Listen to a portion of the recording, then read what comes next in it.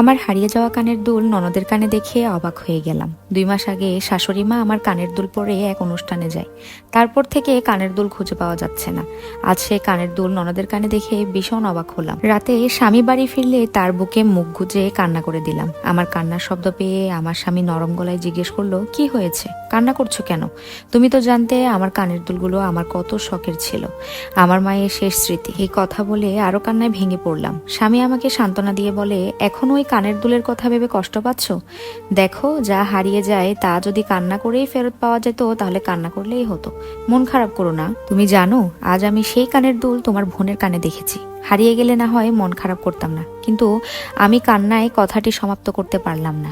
আমার স্বামী আমাকে পুরো ঘটনা খুলে বলতে বলল। অতঃপর আমি তাকে ভরসা করে সব বললাম। আমি নিশ্চিত আমার শাশুড়ি মা কানের দুল হারায়নি, বরং সেটা তার মেয়েকে দিয়েছে।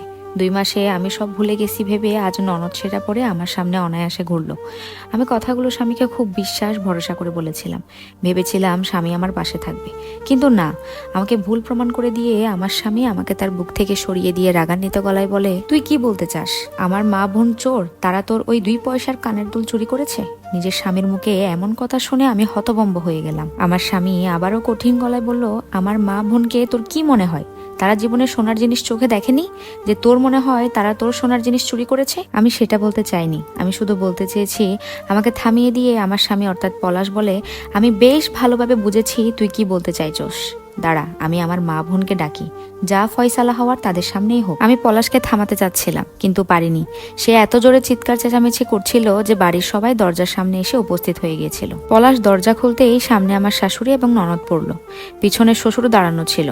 পলাশ সবার সামনে কোনো ভনিতা ছাড়া জিজ্ঞেস করলো, মা, তুমি নাকি রিমির কানের দুল চুরি করে শেফাকে দিয়েছ? কি? আমার শাশুড়ি মনে হলো আকাশ থেকে পড়লো। ননদ আরো এক ধাপ উপরে, সে সঙ্গে সঙ্গে কান্না করে দিল। তারপর বলছে, এমনিতে বাপের বাড়ি কম আসি, যাতে ভাবির চোখে বিষ না হতে হয়। এখন দেখছি আসাই যাবে না, একেবারে সোজা চোর বানিয়ে দিল আমাদের। ননদের সাথে তাল মিলিয়ে শাশুড়ি বলল, এই দিন দেখার জন্য শখ করে ছেলের বউ নিয়ে আসছিলাম আমি, আজ আমি নাকি চোর? শুনছো গো, আমি নাকি বৌমার কানের দুল চুরি করে শেফাকে দিয়েছি। শাশুড়ি এবং ননদ তাদের অভিনয় শুরু করে দিয়েছে। তারা নিজেদের ন্যাকা কান্না দিয়ে মুহূর্তে পরিবেশ অনেক জটিল করে তুলেছে। শাশুড়ি মা আমার কাছে এসে বলে, বৌমা, তোমার যদি শেফার কানের দুল পছন্দ হয়ে থাকে তাহলে তুমি আমাকে বলতে পারতে। আমি তোমার দুল হারিয়েছি, তার বিনিময়ে না হয় শেফার দুলটা তোমায় দিতাম। তাই বলে এভাবে মিথ্যা অপবাদ দিবা, আমাকে চোর বানিয়ে দিলে? হ্যাঁ ভাবি, এই দুল যদি তোমার পছন্দ হয়ে থাকে তাহলে তুমি রেখে দাও, তবুও আমাদের এভাবে মিথ্যা অপবাদ দিও না। এই কথা শুনে পলাশ আমার দিকে রাগি চোখে তাকিয়ে বলে, দেখলি তুই, এটা আমার মা বোন, যাদের বিরুদ্ধে তুই অভিযোগ দিচ্ছিলি তারা তোকে এক কথায় দুল দিয়ে দিতে রাজি, আর তুই কিনা? পলাশের এই কথার জবাব দেওয়ার মতো কোনো শব্দ আমার কাছে ছিল না। থাকবে কিভাবে? যে মানুষটির হাত ধরে এই বাড়িতে এসেছি সেই মানুষটির কাছে আমার কথার গুরুত্ব নেই। আমি মিথ্যা বলছি তার কাছে মনে হচ্ছে। তখন তাকে কোনো শব্দ বা বাক্য দিয়ে বললেও সে বুঝবে না, এটাই স্বাভাবিক। আমি বুঝতে পেরে চুপ করে গেলাম। এটা দেখে শাশুড়ি মা বলে, কি বৌমা, এখন মুখে কুলু পেটে রয়েছে কেন? মিথ্যা অপবাদ দেওয়ার সময় তো চুপ ছিলে না, তা এখন চুপ কেন? কানের দুল পছন্দ হলে নিয়ে যাও, তাও দয়া করে চোর অপবাদ দিও না, আমরা চোর নই। আম্মা, আমার স্বামী আমার কথা বিশ্বাস করছে না, সেখানে আমার কোনো কথাই এখানে গুরুত্ব পাবে না।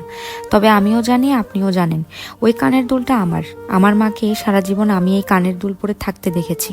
আমার বিয়ের পর থেকে আমি পরেছি। এই কানের দুল আমি চিনব না, সেটা হতেই পারে না। আমার এই কথা ঘরের মধ্যে বিস্ফোরণের মতো পড়লো। সবাই হতভম্ব হয়ে যায়। এই কথা শুনে আমার শাশুড়ি মা শ্বশুরকে উদ্দেশ্য করে বলে, শুনলে বৌমার কথা? বৌমা আমাকে সরাসরি চোর বলল। আমি চোর?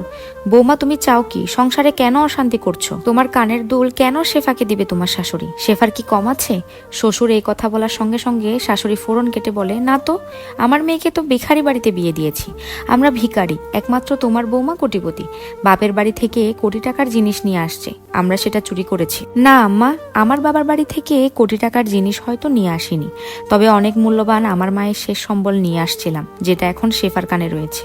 এই কথা শুনে তৎক্ষণাৎ পলাশ একটি থাপ্পড় বসিয়ে দেয় আমার গালে।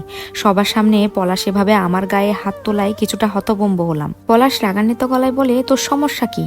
আমার মা বোন এই বাড়িতে না থাকুক সেটা চাস? সেজন্য তখন থেকে উল্টাপাল্টা কথা বলে যাচ্ছিস?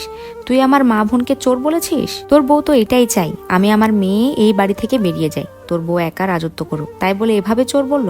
আমি কি চোরের জাত? তোর বইয়ের মতো চোরের জন্মা না আমি, যে চুরি করব। আমি আর জবাব দিতে পারলাম না। শাশুড়ি এবং ননদের নেকা কান্নার মাঝে আমার চোখের পানি সবার আড়ালে রয়ে গেল। বিষয়টা এখানেই থামতে পারতো। তাদের নেকা কান্না দেখে, পলাশের অবিশ্বাস দেখে আমিই বললাম, আমার ভুল হয়ে গেছে, আমাকে ক্ষমা করে দিন আপনারা। আমি হয়তো ভুল দেখেছি, হয়তো বা আমার মায়ের কানের দুলটা আজ আর আমি চিনতে পারছি না।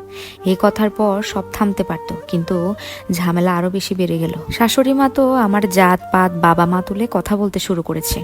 পলাশ নীরব দর্শকের মতো সব শুনছে। এক পর্যায়ে শ্বশুর বলল, বৌমার বাবাকে ফোন দাও।